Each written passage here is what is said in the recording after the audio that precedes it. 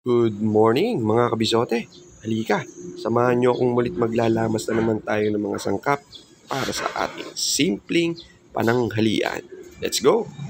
Marinate muna natin yung karne natin sa toyo, paminta, kalamansi, Worcestershire sauce, at bawang. And then mekos-mekos lang yan mga kabisote. After marinate for 2 hours, the longer the better.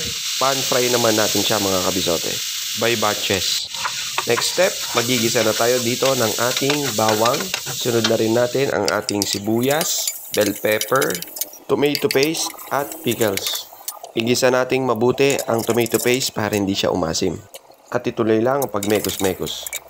Maglalagay din tayo dito ng konting brown sugar pang balanse ng lasa. Kapag okay na, ibalik na natin yung pan fry natin na karne.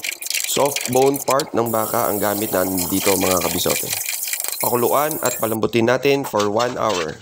After 1 hour na palambutan, ilagay na natin yung hotdog, chorizo at keso. Pakuluan ulit ng low fire for 30 minutes. Magdagdag tayo ng tubig kung kinakailangan mga kabisote.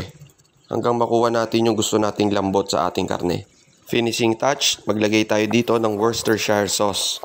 Plating na tayo dito mga kabisote at isang kembot na lang. Oh, ano pang inintay mo kabisote? Tara! Kakain na!